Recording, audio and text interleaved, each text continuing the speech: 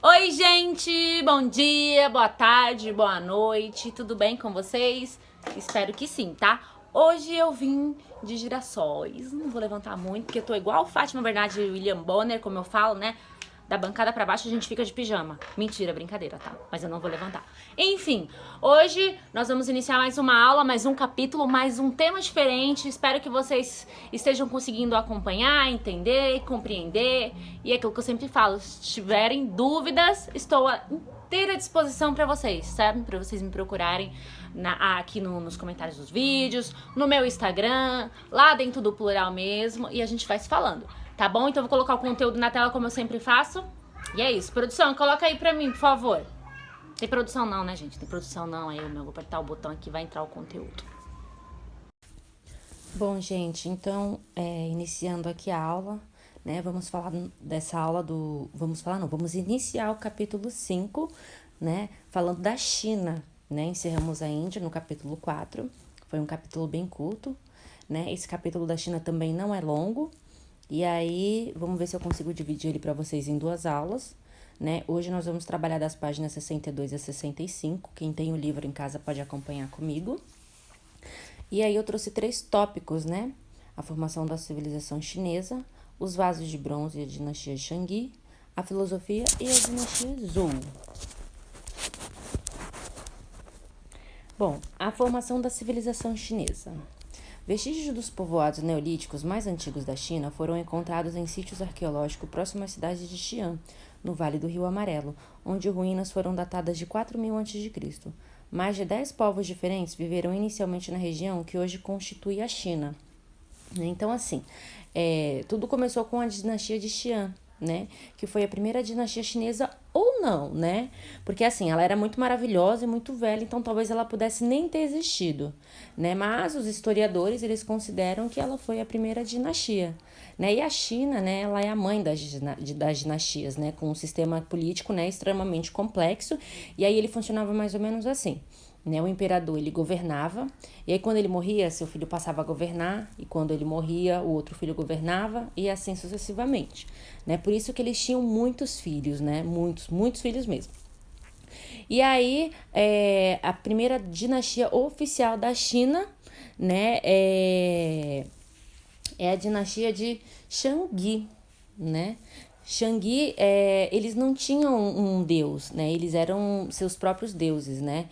E aí mesmo quando eles morriam, eles viravam mais deuses ainda, né? Eles se organizavam assim: era rei, aristocratas, militares, artesãos, camponeses e escravos, né? E aí com isso eles criavam a escrita, né? Eles escreviam tudo isso em ossos, né, auriculares, né, para que eles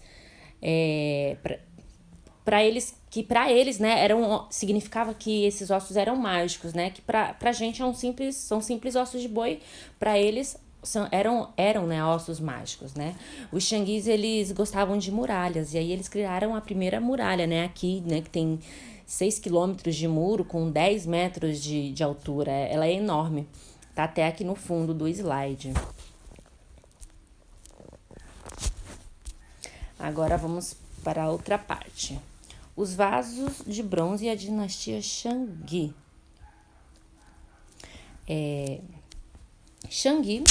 Os Shanghi, que a partir de 1500 a.C. dominaram um grande território, viviam a leste do Rio Amarelo, onde os arqueólogos encontraram cidades muradas, palácios e tumbas reais. Em 2000 a.C., vários povos na China já fabricavam artefatos de bronze. Os Shanghi, entretanto, aproveitando os recursos minerais da região, produziram armas e objetos de bronze numa escala sem paralelo em nenhum lugar do mundo nessa época.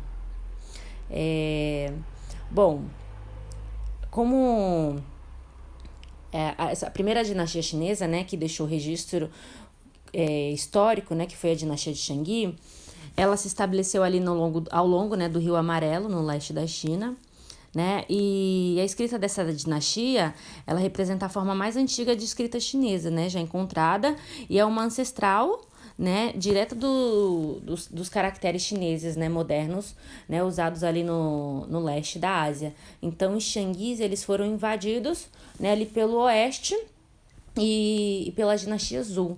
A gente já vai falar da dinastia Zhou também. Ó, nós temos essa imagem do vaso na página 64, né? O vaso de bronze, né? Gia da dinastia Shangui do século XV a.C., do século Cristo antes de Cristo, menos 114 antes de Cristo, né? Sua altura é de 23 centímetros, na coleção de Peter Yang Ludwig. Bom, ao longo dos anos, os chineses desenvolveram diferentes tipos dessas peças, como o vaso Gia, com 3 pés e um par de protuberâncias que emergem às bordas como cogumelos. Os vasos eram decorados com motivos geométricos e homofóbicos, altamente complexos, que podiam formar faces de criaturas míticas e em relevo, né? Então, essa imagem vocês têm no livro de vocês. Ao decorrer do tempo, os vasos, eles passaram a simbolizar os ancestrais, né, a riqueza e as conquistas, né, e ao derrotar os seus inimigos chineses, eles guardavam os vasos encontrados, né, e eles acreditavam que aqueles objetos, eles trariam um bom agouro, né, e assim, né, os vasos cerimoniais, eles passaram a ser colecionados, né, na antiguidade.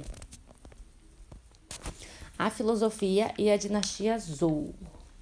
Bom, por volta de 1050 a.C., os Shangui foram conquistados pelos Zhou. Esse povo guerreiro fundou a dinastia Zhou, a mais longa da história da China, que estabeleceu uma sociedade feudal com uma classe de nobres e um rei que governava vários pequenos estados.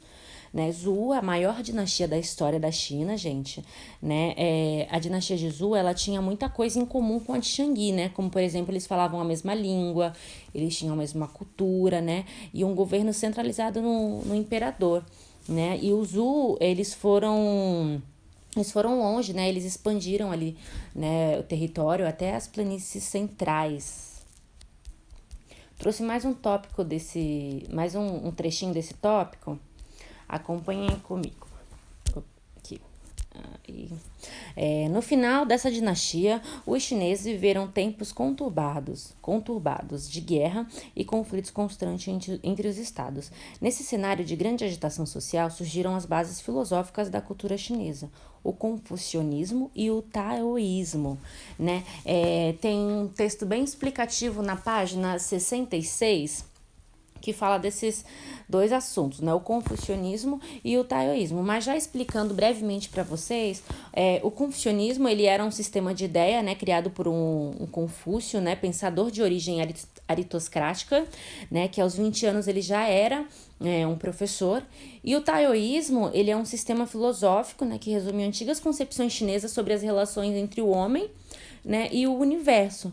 A filosofia taoísta, ela propõe que o homem, ele determine suas ações com base no funcionamento da natureza.